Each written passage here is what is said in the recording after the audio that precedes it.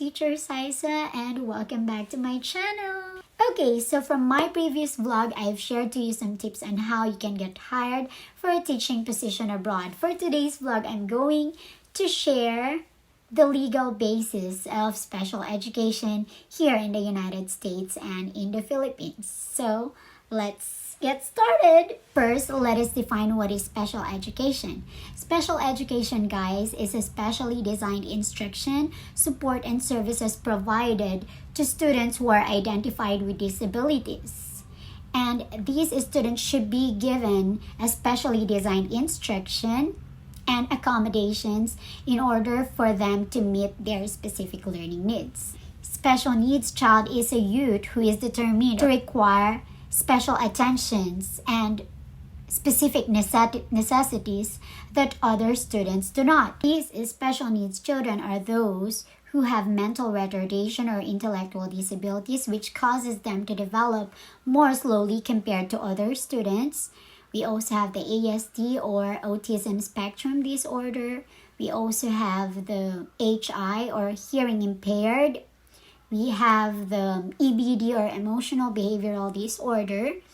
We also have the speech and language disorder. We have the specific learning disabilities, and we have the physical disabilities, and so forth and so on.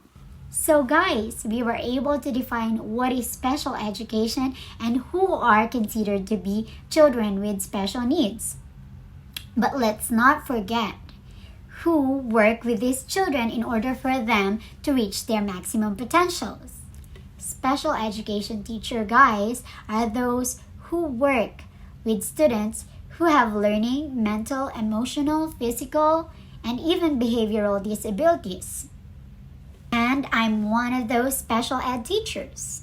So we adapt the general education lessons or curriculum and try to modify it, which is appropriate for catering the needs of our students who have disabilities. Aside from that, we also teach life skills to those students who have severe disabilities. Now that we know those important terms in the field of special education, let's proceed to the legal basis of special ed. Let's begin with the legal basis of special education in the United States of America. So we have first the No Child Left Behind policy of 2001. The NCLB is the most recent iteration of the Elementary and Secondary Education Act of 1965. It is a major federal law authorizing the major spending on programs to support K-12 schooling.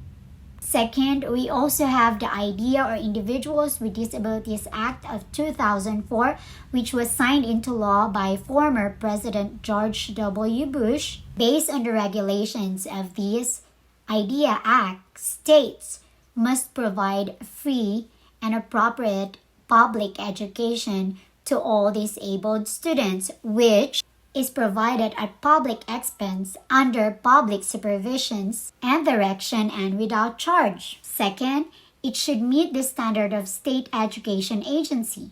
Third, it includes an appropriate preschool, elementary, secondary school in the state and is provided in conformity with the individual education program established for the child. Now, what about the special education in the Philippines? First, we have the Article 356 and 259 of Commonwealth Act of 3203 that states the right of every child to live in an atmosphere conducive to his physical, moral, and intellectual development. And it aims to promote the full growth of the faculties of every child.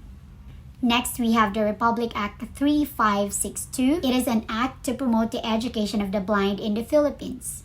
This act provided formal training for special education teachers of the blind in the Philippine Normal College, which is now called the Philippine Normal University, and establishing the printing house for the blind. In the Philippines, we also have the Republic Act 5250. It is an act establishing a 10-year teacher training program for teachers who are teaching children with special needs.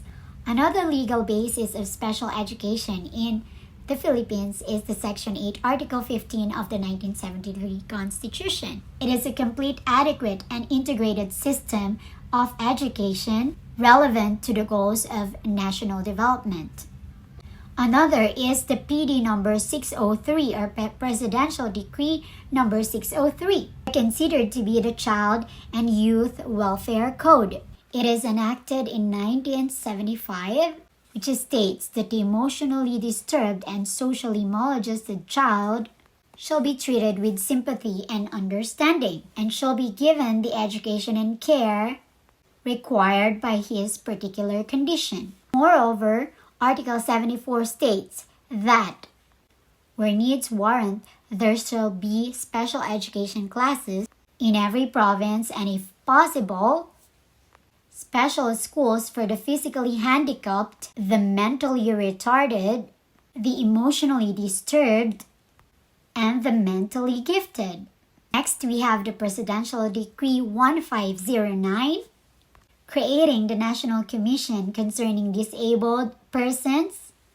This act created the NCCDP, or the National Commission Concerning Disabled Persons, that was later renamed NCWDP, or the National Council for the Welfare of Disabled Persons. This act states that special education, the education of the persons who are physically, mentally, socially, emotionally, and culturally different from the so-called normal individuals, that they require modification of school practices and services to develop their maximum potentials.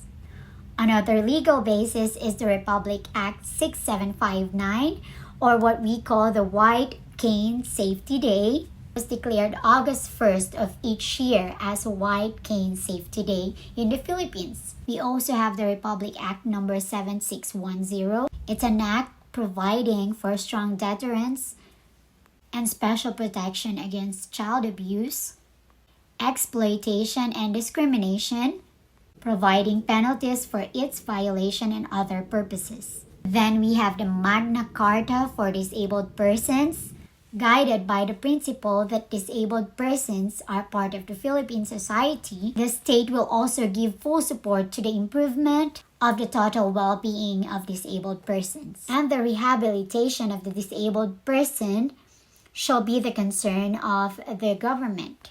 Magna Carta for Disabled Persons also includes chapters for employment, education, health, social service, telecommunication, accessibility, and political and civil rights. We also have the Presidential Proclamation number 361, or the National Disability Prevention and Rehabilitation Week celebration. It was enacted on the year 2000 and set the date for the National Disability Prevention and Rehabilitation Week celebration on the third week of July every year, in which we celebrate the birthday of Apolinario Mabini, which is considered to be our sublime paralytic.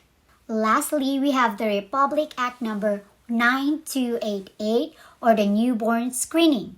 It was enacted on 2004, which is based on the premise that a retarded child could have been normal. Once properly diagnosed, proper treatment and care can be given to the baby. Guys, that's it for today. Those are the legal basis of special education in the United States and in the Philippines. Hope you find this video informative and useful.